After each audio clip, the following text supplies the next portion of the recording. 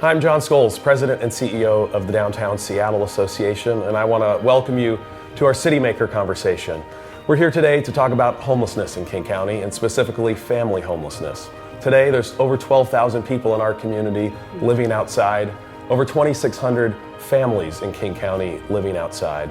And thankfully, we have some incredible nonprofits in our community doing important work to reduce those numbers, to bring more people off the street, into shelter and into permanent homes. And today, I'm joined by Marty Hartman, Executive Director of Mary's Place, to talk a bit more about their work to address family homelessness in King County.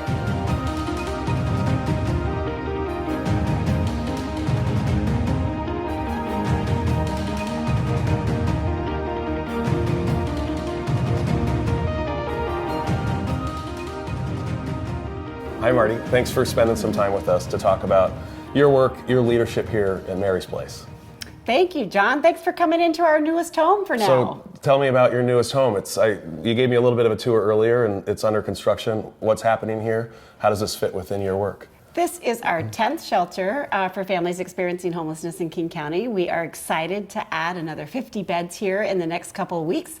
And this has been a gift from our community. It is an amazing piece of property that was leased to us for $1 a month. Wow. And our community with contractors from GLY and a lot of other electricians and all that came in and donated the supplies and now transformed it. And so it sparkles and it's ready to welcome moms, dads, kids, pets, all inside on their journey out of homelessness. And Mary's Place has gone through incredible growth. Been around 20 years this year, right? Do I have that right? Yes, our 20th anniversary. 20th anniversary. Talk a bit about how you started and where you are today and just the scaling up of your impact in our community. We were in the basement of First United Methodist Church. Oh, that's right. And we started to welcome women into a day center.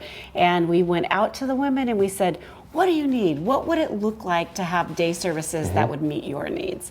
And they simply told us that, yes, they needed basic services, but more importantly, they needed resources to deal with the grief, the loss, the pain of losing their children, the broken relationships they had endured. And so we put together a program together with them. They invented everything that is now known as Mary's Place.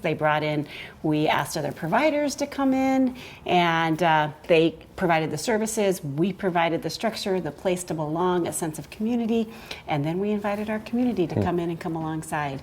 And so we've taken that model now, 10 years later. In 2009, we just had single moms coming at a rapid rate, bringing their children. We had nothing to offer at night, and we'd always said we'd never do night shelter.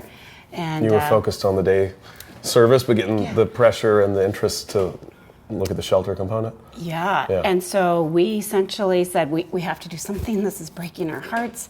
We would all gather coins and dollars at the end of the day to help people have a bus ticket or a place to go get a cup of coffee where they could sit with their kids in a booth all night. And then we'd say, I hope you can come back tomorrow. And they would make phone calls to every shelter and be turned away. And so it was at that point our board said, we want to support them and do whatever we can. And so we opened our first shelter, and we opened it with the faith community, and we went from congregation to congregation, and then eventually we stumbled onto this model. And what's the scale of your shelter operation today? So we still have that single women's day center, and we have 10, this will be our 10th overnight shelter, so a total of 610 beds across King County. And you've had incredible growth and scaling of your work and impact in the last several years. We launched a No Child Sleeps Outside campaign in 2015, and we asked corporations to help us launch this campaign to really help pay for the crowdfunding campaign that we started. And as we did that, we were able to engage the community to solve this crisis. And we have always believed that no child should sleep outside. We may not be able to solve family homelessness, but we can darn sure bring every child into a bed tonight. And so our community believes in that message and in that mission.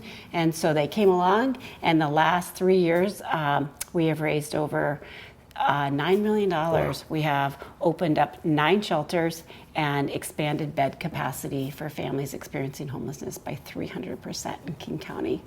And we're on a path to do more. Yeah, the engagement of the private sector in making direct financial contributions has been pretty remarkable, but I've always been impressed with how creative you've gotten with companies and figuring out ways to engage them and their resources. The Amazon partnership is one, the Uber. Would you say a bit more about those partnerships and how you've developed them? I think Mary's Place just goes out with a need and ask for help. We need people to surround us, to come along beside our neighbors and love them and invite them in. And so whether it's buildings, whether it's Uber rides back and forth for our kids to get treatment at hospitals, or whether it's people making home baskets, whatever it is for families to move on inside, that's what we need to do. And so as a result, companies have had buildings and they've donated them to us. This is one of those examples, This is one right? of those Yeah. examples. And Amazon donated 2 hotels at different periods of time. And Pemco with a building. And we're in an old jail in Kenmore. So the options are endless, but everybody has something to give and offer. And we want to make sure that we're able to allow them to come in and meet the need of their neighbors. I mentioned at the outset 2,600 families homeless in King County. I think that was the 2018 point in time count.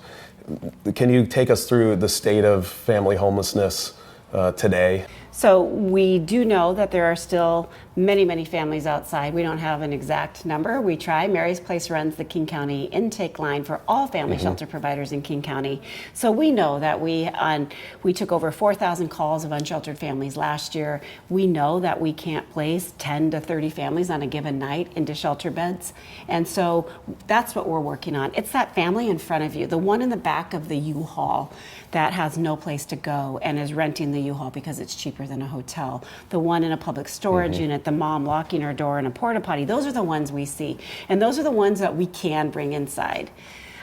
There's been an amazing amount of systems transformation work and collaboration between all of the family shelter providers and the city and the county to really transform things, to move families in faster. So that's our goal. We know that it is solvable, that there can be a bed for every child outside. We're going to do it together with our community.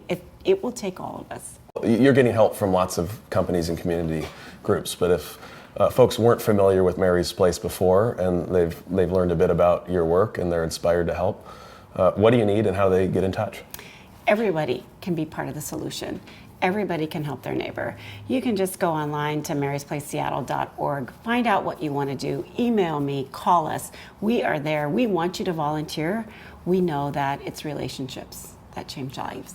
Well, I want to thank you for the tour of this space and for spending time with us, for telling the story of Mary's Place and the important work you're doing. I look forward to coming back when it's full of laughing, smiling kids and others that are inside and off the streets of our city and of our county. So thanks for all you do and the incredible work of the organization and on a really challenging problem. We owe you all the thanks. You lead and direct us in amazing ways, and your leadership is profound. So thank you very much, and come back. Throw a birthday party. Rock a baby. That sounds good. We would love you to do that. I look forward to it. Thanks, John. And I want to thank you for joining us for today's City Maker conversation with Marty Hartman here at Mary's Place.